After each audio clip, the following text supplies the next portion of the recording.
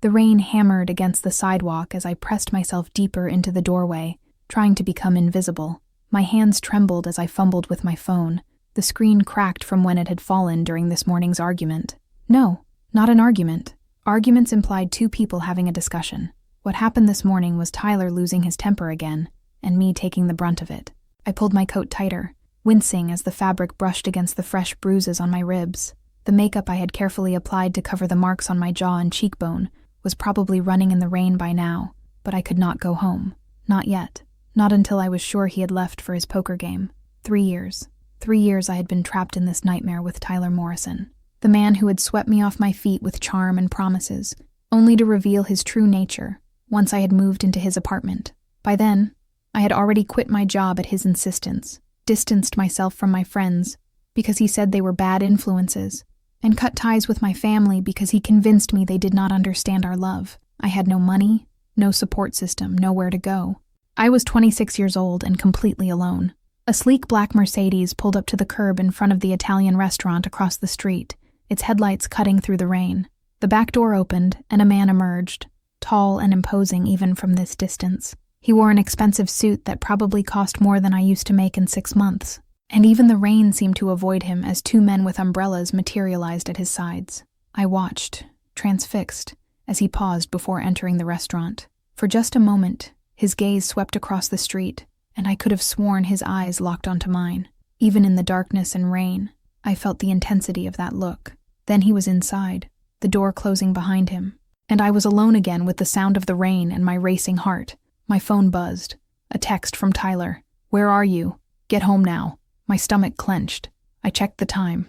8:15. He should have left for his game by now. He never missed his Thursday night poker, unless he was staying home specifically to wait for me, which meant he was still angry about this morning. I had burned his eggs. That was it. That was the crime that had earned me a backhand across the face and a shove into the kitchen counter hard enough to crack a rib. Burned eggs. Another text. "I am not playing games, Emma. You have 10 minutes. I had 2 choices. Go home and face whatever mood he was in, or stay here in the rain and face his escalated rage later. There was no winning, only choosing which loss I could survive." The restaurant door opened again, and I instinctively shrank back into the shadows. The man in the expensive suit emerged, flanked by his umbrella holders.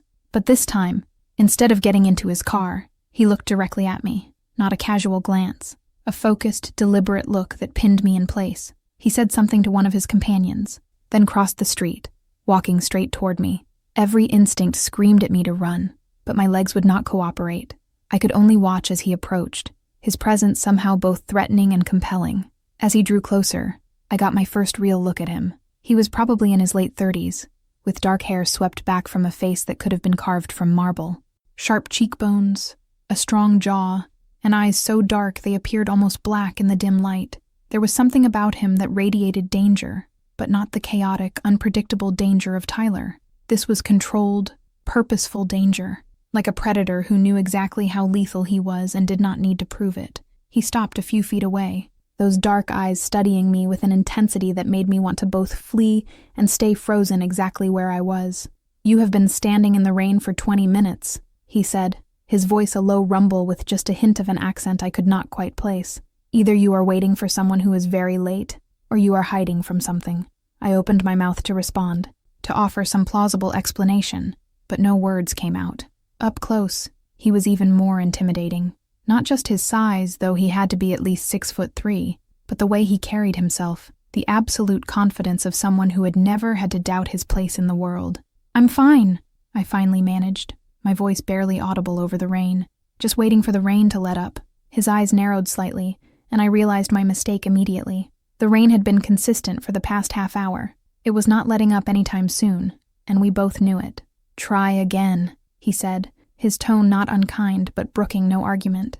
"And this time, do not insult my intelligence." My phone buzzed again. 5 minutes, Emma. I mean it. I must have flinched because his gaze dropped to the phone in my hand, then slowly traveled back up to my face. In the glow of the streetlight, I knew he could see everything I had tried so hard to hide. The smeared makeup, the swelling along my jaw, the way I held myself, protective and small. "Who did this to you?" The question was quiet, but there was something underneath it, something cold and sharp that made the hair on the back of my neck stand up. I fell. I said automatically, the lie so practiced it came out smoothly. I'm clumsy, always tripping over things. He did not even blink, just continued to stare at me with those penetrating dark eyes, and I felt like he could see straight through every defense I had ever built. You fell, he repeated, his tone making it clear exactly what he thought of that explanation. And the phone messages threatening you if you do not return home immediately? I suppose those are also because you are clumsy. My heart stuttered. He could not have seen Tyler's messages from where he was standing, which meant he was guessing, making an educated assumption based on my behavior, which meant this situation was so obviously bad that a complete stranger could read it in seconds. The shame of that realization burned hotter than any of Tyler's hits ever had. I should go, I whispered, trying to edge past him. Thank you for your concern, but I'm fine. Really. His hand shot out, not grabbing me but blocking my path. What is your name? That's none of your business. Your name, he repeated, somehow making it sound like both a question and a command. Emma, I heard myself say, wondering why I was telling this dangerous stranger anything at all. Emma Reeves. He nodded slowly, as if confirming something he already knew. Emma Reeves, I am Dante Moretti, and I would very much like to know the name of the man who put those bruises on your face.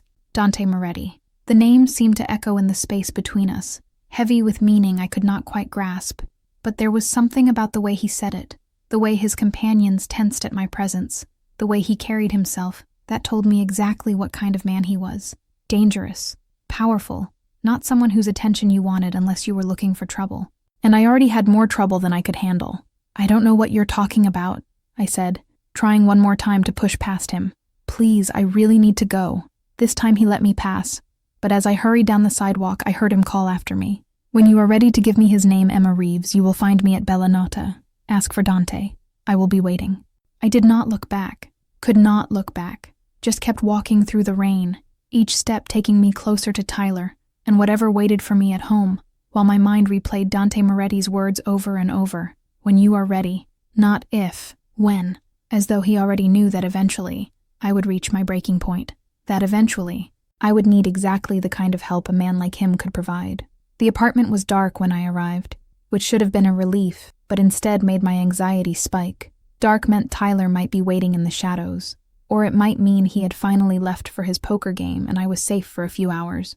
I unlocked the door as quietly as possible, slipping inside and immediately assessing the situation. No lights, no sound, no smell of cigarette smoke that usually lingered when Tyler was home. Maybe I had gotten lucky. Maybe he had given up waiting and left. I was halfway to the bedroom when the living room lamp clicked on. Tyler sat in his recliner, a beer in one hand and that look on his face, the one that meant he had been sitting there, working himself up, letting his anger simmer into something much worse. 37 minutes, he said conversationally. That's how late you are. I'm sorry, I said immediately, years of practice making the apology reflexive. I got held up. There was traffic and... Do not lie to me. He was on his feet in an instant, the beer bottle shattering against the wall behind me. I flinched but held my ground. Running would only make it worse. You were hiding. I know you were hiding because you think you are too good to come home when I tell you to. That's not true. Tyler, please. He closed the distance between us in 2 strides, his hand fisting in my hair and yanking my head back. 3 years I have put up with you, he hissed, his breath hot and beer-soaked against my face. 3 years of your disrespect, your attitude, your inability to do anything right, and this is how you repay me? By making me wait like some kind of idiot? The first blow caught me across the cheek, snapping my head to the side and filling my mouth with the copper taste of blood. The second landed in my stomach, doubling me over. I tried to curl into a protective ball, but Tyler was just getting started, and by the time he finally wore himself out, I was huddled on the floor, trying to breathe through the pain radiating from what I was certain were several cracked ribs. Clean yourself up, Tyler said, his voice back to that eerily calm tone. You look pathetic. He stepped over me and headed for the door, grabbing his keys from the hook. I am going to my game. This place better be spotless when I get back, or we are going to have another conversation about your responsibilities. The door slammed behind him, and I was alone with the sound of my own ragged breathing and the blood slowly dripping onto the hardwood floor. I do not know how long I lay there. Could have been minutes. Could have been hours. Time had a way of losing meaning in moments like these. Eventually, the pain receded enough for me to move, to drag myself to the bathroom and assess the damage. The face looking back at me from the mirror was barely recognizable. My left eye was already swelling shut, purple and black spreading across the socket. My lip was split, still oozing blood. There were fingerprint bruises on my throat, from where Tyler had grabbed me at some point. I could not even remember exactly when. It all blurred together after a while. I turned on the shower, letting the water run hot, while I carefully peeled off my clothes. Every movement sent fresh waves of pain through my torso, definitely broken ribs, probably at least 2, maybe 3. I had learned to recognize the signs. Under the spray of the shower, I finally let myself cry. Quiet, defeated sobs that hurt my ribs but felt necessary somehow. Like if I did not let it out now, I would shatter completely. This could not be my life, could not be all there was for me. There had to be a way out, a way forward. But every time I tried to think of a plan, I ran into the same walls. No money, no friends, no family who would take me in after I had burned those bridges at Tyler's insistence. No resources, no support system, nothing. I was trapped. When you are ready to give me his name, Emma Reeves, you will find me at Bella Nota. Dante Moretti's words echoed in my mind. A dangerous man offering a dangerous solution. But was it more dangerous than staying here, letting Tyler slowly kill me one beating at a time? I did not have an answer. Not yet. I dried off carefully, wincing as the towel brushed against my injuries, and pulled on the loosest clothes I could find. Then I did what Tyler had demanded, and cleaned the apartment, moving slowly to accommodate my damaged ribs, erasing all evidence of what had happened. The shattered beer bottle, the blood on the floor. By the time I finished, it was as if nothing had occurred at all. That was the worst part, really. How easily violence could be hidden, how quickly evidence could disappear, how simple it was to pretend everything was fine. I was sitting on the couch staring at nothing, when my phone buzzed. Unknown number. The message was brief. You know where to find me when you are ready. DM. My breath caught. How did he get my number? How did he even know who I was beyond the name I had given him? Dante Moretti was either very well connected or very dangerous. Probably both. I should have deleted the message, should have blocked the number, should have done anything except what I actually did, which was save the contact under a neutral name and stare at it for far too long, wondering what would happen if I actually took him up on his offer. The next few days followed a familiar pattern. Tyler was contrite, apologetic in his own way, brought me flowers, ordered my favorite takeout, was almost gentle as he helped me move around the apartment. This was part of the cycle too. The explosion of violence followed by a period of remission, where he convinced himself and tried to convince me that it would not happen again, that he would change, that things would be different. They never were. By Monday, my face looked slightly better. The swelling had gone down enough that I could see out of both eyes, and the bruises had faded from black and purple to a sickly yellow-green that I could almost cover with makeup. My ribs still ached with every breath, but I had learned to hide that too. Tyler left for work at his usual time, kissing me on the forehead and reminding me to pick up his dry cleaning, as if everything was normal, as if he had not put me in the hospital just days before. Well, would have put me in the hospital if I had been allowed to go. After he left, I stood in our apartment, looking at the life I had built, the furniture we had chosen together, the photos on the walls from happier times, or at least times when I had not known better, the carefully curated illusion of normalcy. Then I looked at my phone, at the contact saved under DM. I could keep living like this, keep surviving each day, each beating, until eventually Tyler went too far and I did not get up again. Or I could take a chance on something different. Something dangerous, yes, but possibly no more dangerous than my current situation. My fingers moved before I could talk myself out of it, typing out a message. I am ready. The response came less than a minute later. Bella, Nota, 8 o'clock tonight. Come to the back entrance. You will be expected. I stared at the message, my heart pounding. What was I doing? Making a deal with what was almost certainly a mafia boss, inviting more danger into my already precarious life. But then, I shifted wrong, and my ribs screamed in protest, and I remembered Tyler's hands around my throat, the casual way he had backhanded me for burning his eggs, the absolute certainty that if I stayed, he would eventually kill me. Maybe danger was relative. Maybe the devil you did not know was better than the one breaking your bones. Maybe it was time to stop being a victim and become something else, something harder, something that survived. I spent the rest of the day in a strange state of suspended animation, going through the motions of my daily routine, while my mind spun with possibilities and fears. I picked up Tyler's dry cleaning, I bought groceries, I prepared dinner and had it ready when he came home at 6:30, right on schedule. Tyler was in a good mood, talking about a potential promotion at work. I made appropriate responses, smiled when expected, played the role of supportive girlfriend, all while watching the clock tick toward 8. At 7:30, Tyler announced he was meeting some friends at a bar, would be home late, did not wait for a response before heading out. The door closed behind him, and I was alone with my decision. I changed clothes 3 times before settling on jeans and a dark sweater, nothing too attention-grabbing, applied makeup carefully to cover the worst of the bruises, pulled my hair back in a simple ponytail, looked at myself in the mirror and barely recognized the woman staring back. When had I become this person? This scared, broken thing that jumped at shadows and apologized for existing?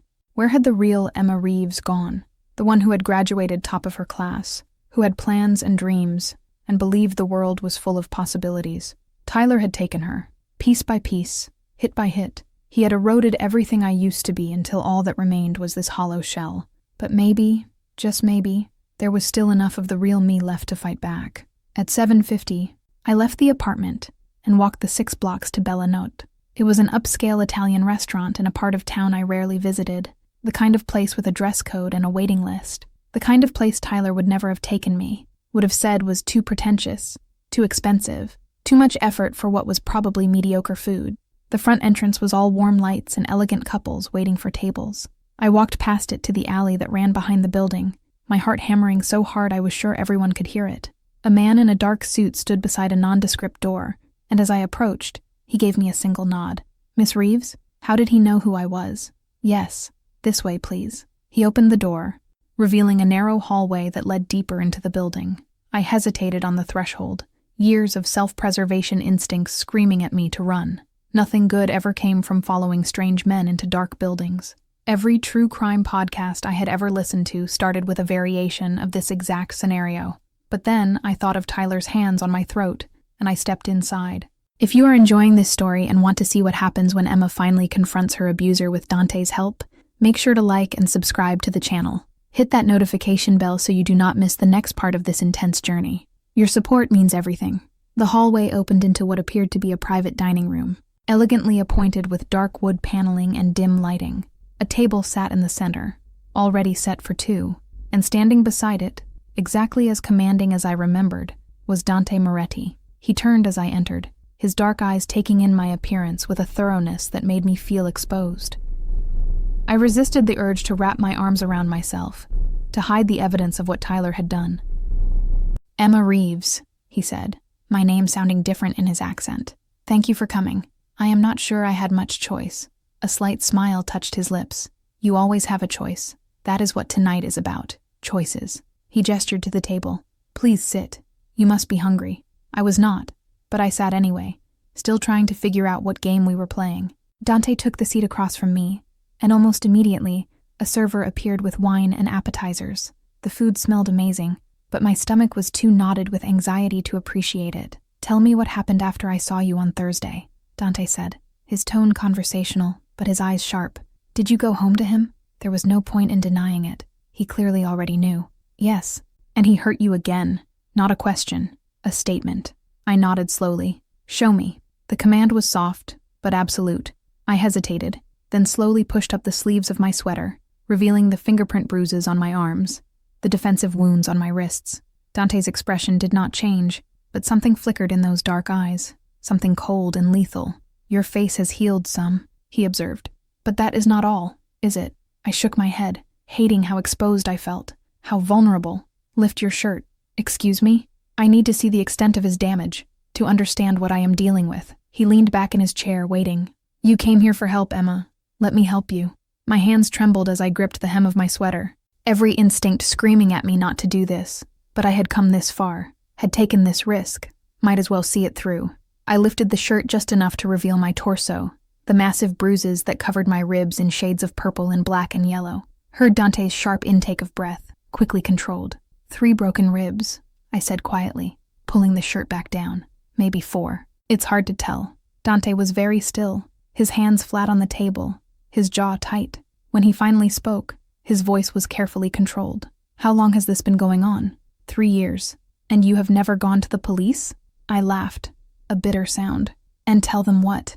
That my boyfriend hits me?" They would ask why I stayed. They would blame me for not leaving sooner. They would do nothing, and then I would go home to Tyler, and he would make sure I never made that mistake again.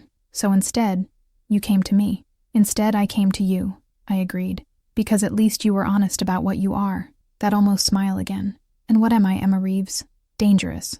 Probably criminal. Definitely not someone I should be having dinner with. I met his eyes. But also someone who looked at me and saw a person worth protecting. Even though you did not know me. Even though I was nothing to you. You are not nothing, Dante said, his voice low and intense. You are someone who has survived 3 years of systematic torture. Someone who is still standing despite every attempt to break you. That is not nothing, Emma. That is extraordinary. Tears burned behind my eyes, and I blinked them back furiously. I had not come here to cry, had not come here to be pitied. I need your help, I said, forcing the words out. I do not have money to pay you. I do not have anything to offer except my willingness to do whatever you ask. But I need to get away from Tyler, and I need to make sure he can never hurt me again. Dante studied me for a long moment. You understand what you are asking of me? What it means. I understand that Tyler will not stop unless someone makes him stop, that he will keep hurting me until I am dead, and I understand that you are someone who can make people stop. I held his gaze. So yes, I understand exactly what I am asking. His name, Dante said. Tell me his name, and I will handle the rest. This was it, the point of no return. Once I gave Tyler's name to this man, there was no taking it back, no pretending I had not just set something irreversible in motion. Tyler Morrison, I heard myself say. He works at Morrison Tech, lives at the Riverside Apartments on Oak Street, plays poker every Thursday night at a place called Lucky's. Dante pulled out his phone and made a brief call in rapid Italian. When he ended it, he looked at me with something that might have been approval. By this time tomorrow, Tyler Morrison will no longer be a problem for you. What are you going to do to him? Nothing you need to worry about. That is the point of this arrangement, Emma. You give me his name, and I take care of the rest. Clean hands for you.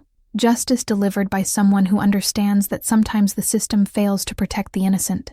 I should have felt guilty, should have felt horror at what I was setting in motion. Instead, all I felt was a strange, buoyant sense of relief, as if a weight I had been carrying for 3 years was finally being lifted. What do you want in return? I asked. There has to be something. You do not help people out of the goodness of your heart. Dante smiled, a real smile this time. You are smarter than you give yourself credit for. Yes, there is something I want. What? You. I want you to work for me. I blinked, certain I had misheard. Work for you? Doing what? I own several businesses. Restaurants, clubs, other enterprises. I need someone I can trust in a management position. Someone detail-oriented, intelligent, capable of handling difficult situations. His eyes held mine. Someone who understands the value of loyalty and knows how to keep their mouth shut. You do not even know me. I know enough. I know you have survived something that would have broken most people. I know you are willing to take risks when necessary. I know you understand how to read people and situations. He leaned forward, and I know you need a fresh start, a real one, with resources and protection. That is what I am offering, Emma. A job, a salary, an apartment in a secure building, and most importantly, safety. No one touches what is mine. You work for me, and Tyler Morrison or anyone else will never lay a hand on you again. It was too much, too good to be true. There had to be a catch. What is the real price? I asked. What are you not telling me? Dante's expression grew serious. The price is that you become part of my world. You will see things, hear things, know things that you cannot unknow. You will be associated with me, which comes with its own dangers, and you will owe me loyalty. Complete, unwavering loyalty. So I would be trading one cage for another. No, his voice was sharp. What you had with Tyler Morrison was a cage. What I am offering is a choice. You can work for me, accept my protection, build a new life, or you can walk away right now. I will still handle Tyler for you. No strings attached. Simply because no man should put his hands on a woman the way he has put his hands on you. The job offer is separate, completely voluntary. You choose. I stared at him, trying to understand what kind of man made an offer like this. What kind of criminal cared about giving his victims choices? Why do you care? I asked. Really, why do you care what happens to me? Dante was quiet for a moment, something distant and dark crossing his expression.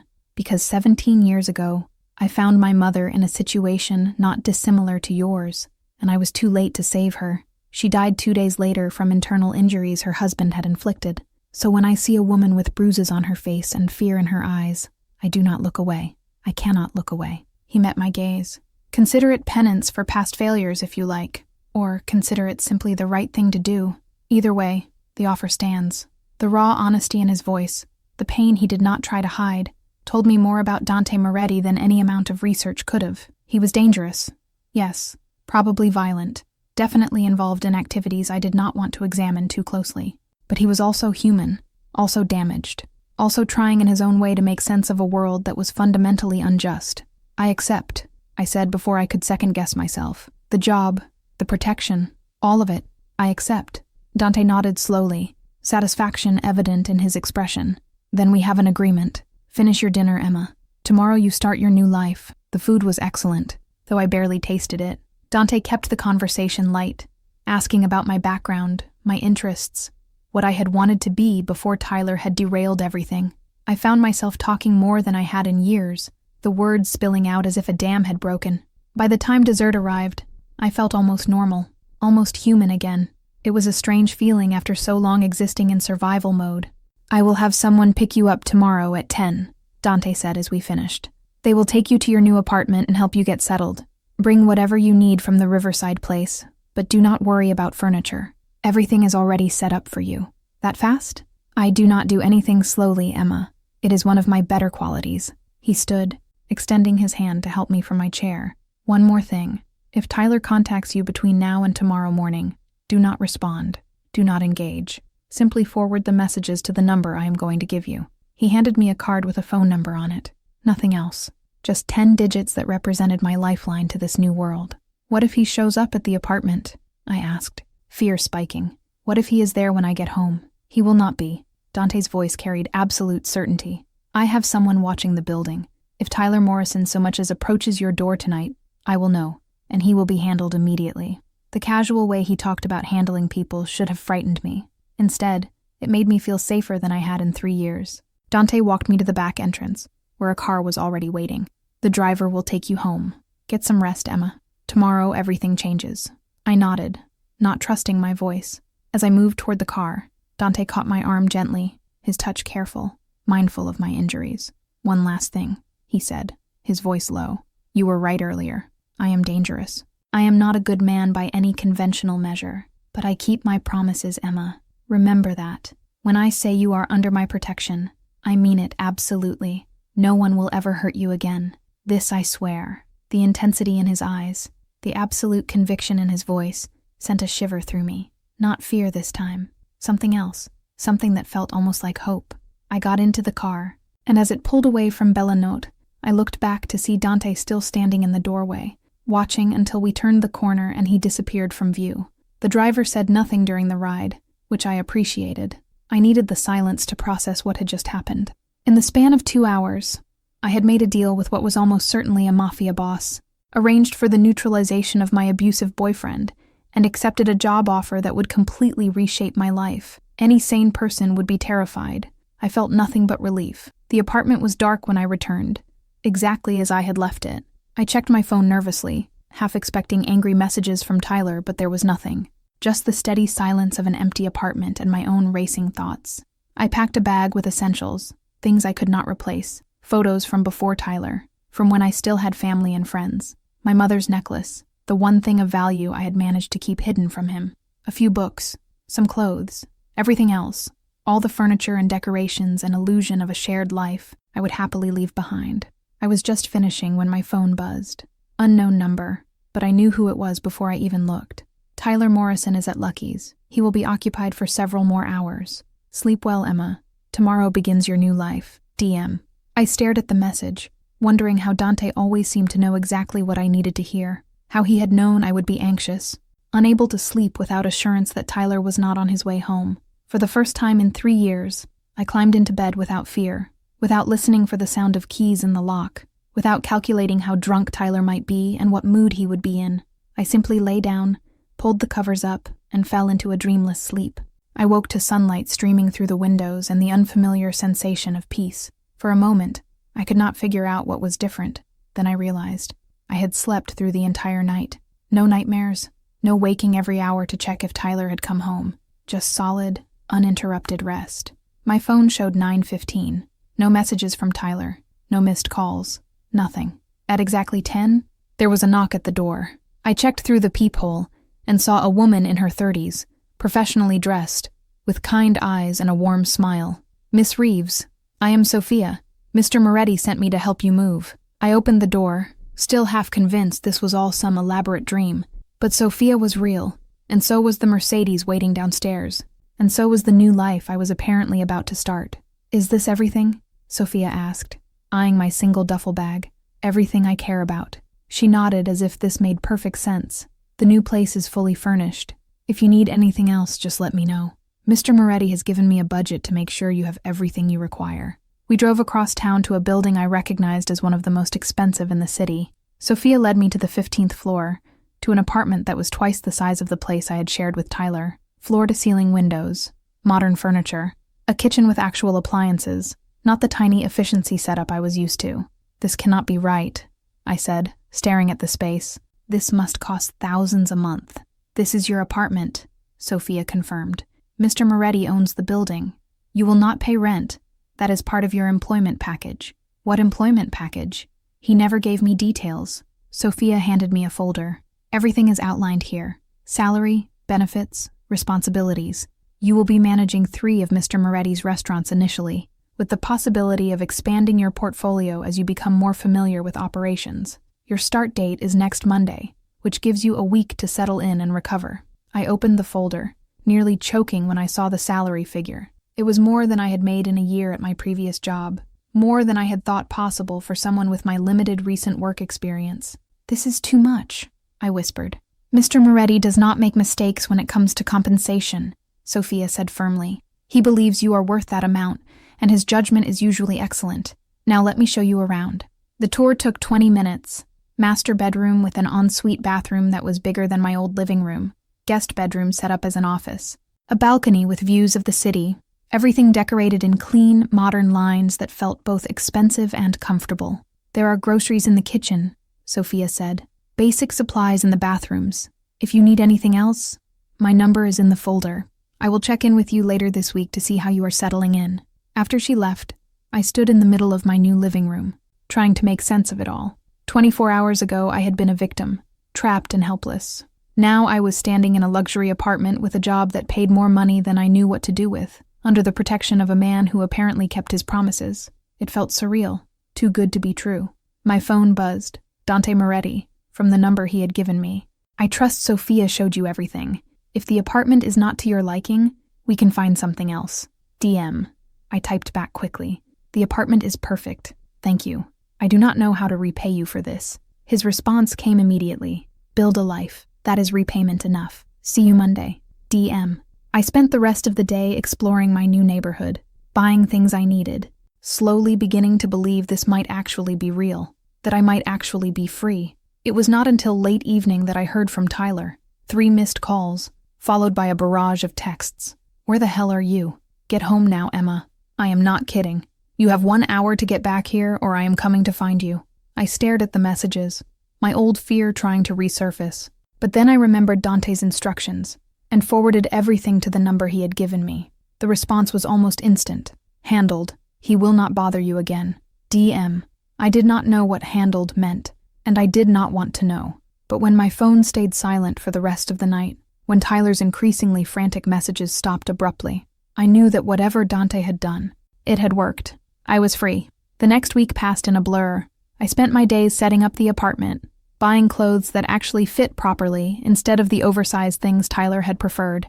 I got a haircut, a real one at a salon instead of the hack job I usually did myself. I went to a doctor who examined my ribs, prescribed pain medication, and did not ask too many questions about how I had gotten injured. Sophia checked in daily, making sure I had everything I needed. Dante texted occasionally, brief messages checking on my well-being, but he did not visit, did not call, gave me space to adjust to my new reality. It was not until Friday night that I got a message asking me to meet him at Bella Naughty on Saturday at 8. I spent an embarrassing amount of time deciding what to wear, finally settling on a simple black dress that Sophia had helped me pick out. Professional but elegant, the kind of thing you wore to a business dinner with your new employer. Except when I arrived at Bella Notte and was escorted to a private dining room, it did not feel like a business dinner. Dante stood when I entered, his eyes traveling over me in a way that made my skin feel too warm. "Emma," he said, my name like a caress. You look beautiful. Thank you. I took the seat he offered, trying to ignore the way my pulse jumped at his proximity. Sophia mentioned I start work Monday. I wanted to thank you again for everything you have done for me. We will talk business later, Dante said as servers appeared with wine and appetizers. Tonight, I want to talk about you. How are you settling in? Is the apartment comfortable? It's more than comfortable. It's incredible. I keep waiting to wake up and find out this is all a dream. Not a dream, he assured me. Just a new beginning. Dinner was excellent. The conversation easy. Dante asked about my plans, my goals, what I wanted from life now that I was free to choose. I found myself opening up in ways I had not expected, talking about dreams I had forgotten I had, going back to school, traveling, simple things that had seemed impossible under Tyler's control. All achievable, Dante said, especially with the salary you will be making. Speaking of which, he slid a slim envelope across the table. Your first month's pay, in advance. Consider it a signing bonus. I opened the envelope and nearly dropped it. It was easily $10,000 in cash. I cannot accept this.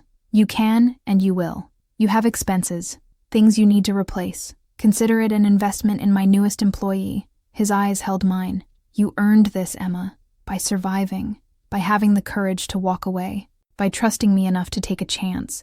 Never diminish your own strength. I blinked back unexpected tears. When was the last time anyone had spoken to me like this?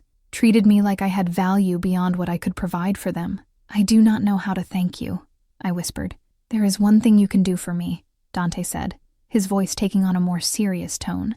Tell me if you want to know what happened to Tyler Morrison. My breath caught. I had been trying not to think about Tyler, about what Dante might have done, but now the question hung between us, unavoidable. Is he dead? I asked quietly. No. Despite my inclination, I kept my promise about clean hands. You asked me to make sure he could never hurt you again. That is what I did. Dante's expression was cold, absolutely devoid of mercy. Tyler Morrison is currently recovering in a hospital. He will live, but he will never walk properly again. He will never use his right hand for anything requiring strength or dexterity. And he has been made to understand that if he ever speaks your name, ever tries to find you, ever even thinks about you, the next time will be fatal. I should have been horrified, should have been appalled by the violence Dante was describing so matter-of-factly. Instead, I felt only a savage satisfaction. Good, I heard myself say. He deserved worse. Dante's eyes flashed with something that might have been approval or desire or both, perhaps. But this way, he lives with the consequences of his actions. Death would have been too easy. We finished dinner. The mood shifted, but not uncomfortable. As the evening wound down, Dante walked me to the car that would take me home. I will see you Monday, he said. Sophia will pick you up at 9 and take you to the first restaurant. She will show you the operations, introduce you to the staff. After that, you will be on your own. I trust you will manage admirably. I will not let you down. I know you will not. He reached out, his hand cupping my cheek with surprising gentleness. Sleep well, Emma Reeves. Your new life has officially begun. His touch sent electricity through me, and for just a moment I wanted to lean into it, to see where this connection between us might lead. But then sanity reasserted itself, and I stepped back. This was my employer, my protector, not someone I could afford to complicate things with. Good night, Mr. Moretti. Dante, he corrected softly. When it is just us, you call me Dante. Good night, Dante. His smile was slow and devastating. Good night, Emma. Monday came faster than I expected. Sophia picked me up as promised, and we drove to the first of Dante's restaurants, an upscale Italian place called Serafina. The manager, a woman named Carla, greeted us warmly and spent the day showing me the operations. It was immediately clear that Dante's businesses were extremely well run. Every detail was managed, every system efficient, but I also noticed places where improvements could be made. Small things mostly, but opportunities nonetheless. I spent the week shadowing operations at all 3 restaurants, taking notes, learning the staff, understanding how everything fit together. It was exhausting, but exhilarating. For the first time in years, I felt useful, competent, like I had a purpose beyond simply surviving. Dante checked in periodically, but mostly left me to figure things out on my own. Testing me, I realized, seeing if I could handle the responsibility he had given me. By Friday, I had a full report ready, 17 pages of observations and recommendations, organized by restaurant and priority. I sent it to the email address Sophia had given me, and waited nervously for a response. It came within an hour. Impressive. Meet me at Bella Nata tonight at 8. We will discuss your findings. DM. This time when I arrived, Dante was already seated in the private dining room. My report spread out in front of him. He looked up as I entered, and the approval in his eyes made my stomach flutter. You have been busy, he said, gesturing to the papers. Some of these observations are brilliant, things I never would have caught. I just wrote down what I saw. You wrote down 17 pages of insights that show you understand my businesses better after 1 week than some managers who have worked for me for years. He stood, coming around the table to stand in front of me. I knew I was right about you, Emma Reeves. The way he looked at me, the intensity of his focus, made it hard to breathe. We were standing close, closer than professional distance required. I could smell his cologne, something dark and expensive, could see the flecks of gold in his brown eyes. I should go, I said, my voice not quite steady. It is late and I have a lot of work tomorrow. Stay. His hand came up to cup my face, thumb brushing across my cheekbone. Have dinner with me, not as employer and employee, just as two people who understand each other. I knew I should refuse, knew that getting involved with Dante Moretti was a terrible idea for roughly 1,000 reasons, but I was tired of doing what I should do, tired of being careful and scared and alone. Okay, I whispered, I will stay. Dante's smile was genuine, transforming his face. Good. I was hoping you would say that. We did not talk about work during dinner. Instead, we talked about everything else. Books, movies, places we had been or wanted to go. I learned that Dante spoke 4 languages, had a degree in business from Columbia, had built his empire from nothing after his father's death had left him orphaned at 16. You were so young, I said. How did you manage? Necessity? He replied. I had no choice but to be strong. But strength does not have to mean hardness, Emma. I have learned that the hard way. Sometimes the strongest thing you can do is allow yourself to be vulnerable, to trust. His eyes held mine across the table, and I understood he was not just talking about himself. He was talking about us, about this connection forming between us despite all the reasons it should not. I do not know how to trust anymore, I admitted. Tyler destroyed that. Then let me help you rebuild it. Dante reached across the table, his hand covering mine. I am patient, Emma. I can wait as long as you need. Before diving into the next part of Emma and Dante's story, I want to ask you to hit that subscribe button if you have not already. This journey is just beginning, and you will not want to miss what happens next. Click that bell icon to get notified when I post new chapters. Thank you for being here. The next few months passed in a way that felt almost magical. I thrived in my new role, implementing changes at the restaurants that increased both efficiency and revenue. Dante gave me more responsibility, putting me in charge of 2 additional properties and consulting with me on business decisions. But it was the personal relationship developing between us that truly transformed me. Dante was patient, exactly as he had promised. He did not push, did not pressure, just continued to show up, to be present, to treat me like I mattered. We had dinner together several times a week. He took me to gallery openings, to charity events, introducing me to his world while never making me feel out of place. Slowly, carefully, I began to heal. The physical bruises faded completely. The broken ribs knit back together. But it was the emotional healing that took longer, that required Dante's steady presence and unwavering support. You flinched again, he observed one evening as we walked through a park near my apartment. I had jerked away instinctively when he had moved too quickly. I am sorry. I am trying not to. Do not apologize. It is not your fault. He stopped walking, turning to face me. But I need you to understand something, Emma. I will never hurt you. Not physically, not emotionally. You are safe with me, always. Tears burned in my eyes. I want to believe that. Then believe it. Give me a chance to prove it to you. He reached out slowly, telegraphing his movement, giving me time to pull away if I wanted. When I did not, his hand cupped my face with infinite gentleness. You are not broken, Emma. You are healing. There is a difference. That night, when he kissed me for the first time, it was with a tenderness that undid me completely. No demands, no expectations, just softness and care, and the promise of something better than anything I had known before. We took things slowly after that. Dante seemed to understand instinctively what I needed, never pushing for more than I was ready to give. Our relationship deepened gradually, built on trust and mutual respect, rather than passion alone, though there was plenty of that too. 6 months after that rainy night, when I had first stood shaking in a doorway, I moved in with Dante. Not because I had to, not because I had nowhere else to go, but because I wanted to, because I trusted him, because somewhere along the way, I had fallen completely in love with the dangerous man who had saved me.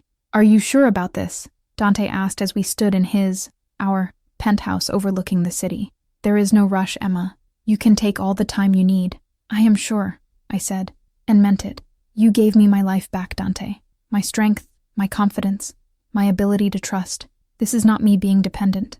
This is me choosing. Choosing you, choosing us, choosing the life we can build together. He pulled me close, his arms careful but secure around me. I love you, Emma Reeves, more than I thought I was capable of loving anyone. I love you too, I whispered against his chest. Thank you for seeing me that night, for not looking away. I will never look away from you, he promised. Not for the rest of our lives. And he kept that promise. Dante Moretti, the dangerous man who had asked for a name so he could deliver justice, became the center of my world in the best way possible. He supported my dreams of going back to school, celebrated when I graduated with my MBA, made me a true partner in his business operations. We married a year later, a small ceremony with just a few close friends, no family, since neither of us had any left. But we were building our own family, creating something new and strong from the ashes of our shared traumas. Sometimes I thought about Tyler Morrison, wondered if he remembered me, if he ever understood the consequences of his actions. But mostly, I did not think about him at all. He was the past, irrelevant to the future Dante and I were building together. 2 years after that rainy night, I stood in our bedroom, looking at the sunset painting the sky in shades of pink and gold. Dante came up behind me, his arms wrapping around my waist, his chin resting on my shoulder. "What are you thinking about?" he asked. "How different my life is now. How I almost did not text you that night. How everything could have been different if I had just stayed in that doorway, too scared to ask for help. But you did not stay," Dante said. "You were brave enough to take a chance, brave enough to trust me with your story. Best decision I ever made." He turned me in his arms, his eyes serious. "I have something to tell you. About Tyler Morrison." My stomach clenched. I had not heard that name spoken aloud in years. What about him? He was released from the hospital 6 months after our encounter. He left the state, moved to California. Last week he was arrested for assaulting his new girlfriend. He is going to prison, Emma, for a long time. I processed this information, waiting to feel something. Satisfaction, maybe, or vindication. Instead, I just felt sad. Sad for the woman Tyler had hurt. Sad for the man he could have been if he had chosen differently. "I hope he gets help," I said finally. "I hope he changes, but I am glad he is away from people he could hurt." "You are a better person than I am," Dante said. "I wanted him to suffer for what he did to you. He is suffering. That is enough." I reached up to cup Dante's face, mirroring the gesture he had made so many times to me. "You taught me that strength is not about vengeance. It is about building something better, about choosing to heal rather than letting anger consume you. You taught me that too," he admitted. "Before you, I was so focused on power, on control, on making sure no one could ever hurt me the way I had been hurt. You showed me that opening yourself up to someone, trusting them, loving them, that takes more courage than anything else." We stood there in the fading light, two damaged people who had found each other against all odds, who had chosen to heal together rather than suffer alone. It was not a fairy tale. There were still hard days, still moments when old fears resurfaced, but we faced them together, and that made all the difference. "Thank you," I whispered, "for asking for his name, for being exactly what I needed, when I needed it most. Thank you for giving it to me," Dante replied, "for trusting me with your pain, for letting me be the one to help." As darkness fell over the city, we stood together in our home, safe and loved and free. The past was behind us. The future stretched ahead, full of possibilities we were building together, one day at a time. And if sometimes I still thought about that rainy night, about the dangerous man who had crossed the street to check on a shaking woman in a doorway, I smiled. Because that moment of courage, that willingness to ask for help from someone who could provide it, had changed everything. Dante Moretti had asked me for a name, and I had given it to him. In return, he had given me my life back, my strength back, my ability to trust and love and hope again. It was the best trade I ever made. 5 years later, I stood in the nursery of our home, watching sunlight stream through the windows onto the crib where our daughter slept. Sophia Rose Moretti, 6 months old, with her father's dark eyes and my stubborn chin. Dante appeared in the doorway, his expression softening as he watched me watching our child. "She is perfect," he said quietly, coming to stand beside me. "She is, and she will grow up never knowing what it is like to be afraid in her own home, never knowing what it is like to feel powerless or trapped, because she has you as a mother," Dante said. Someone who knows what it is to survive, to fight, to choose strength even when it would be easier to give up. You will teach her to be fearless, Emma. I leaned into his warmth, grateful beyond words for this life we had built. We will teach her together. You taught me that protecting someone does not mean controlling them, that real strength comes from empowering the people you love, not diminishing them. Sophia stirred in her sleep, one tiny fist curling and uncurling. We watched her in comfortable silence, two people who understood the value of peace, because we had both known its opposite. Do you ever regret it? Dante asked softly. Choosing this life? Choosing me? I turned to look at him, seeing not the dangerous man who had terrified me that first night, but the partner who had stood beside me through every challenge, every triumph, every moment of doubt and fear and joy. Never, not for a single second, even knowing what I am, what I do. You are a man who saw someone in trouble and helped her, a man who kept his promises, a man who taught me that it is possible to be both strong and gentle, powerful and kind. That is all I need to know. He pulled me closer, careful not to wake Sophia. I love you, Emma Moretti. I love you too. As we stood there, our daughter sleeping peacefully nearby, I thought about the woman I had been 5 years ago, broken, terrified, convinced she deserved the abuse she was receiving. That woman seemed like a stranger now, someone I had left behind in that rainy doorway the night I asked a dangerous man for help. Dante had given me the tools to rebuild myself, but the work had been mine. The healing, the growing, the choosing to trust and love again, all of that had come from within. He had simply provided a safe space for it to happen. What are you thinking about?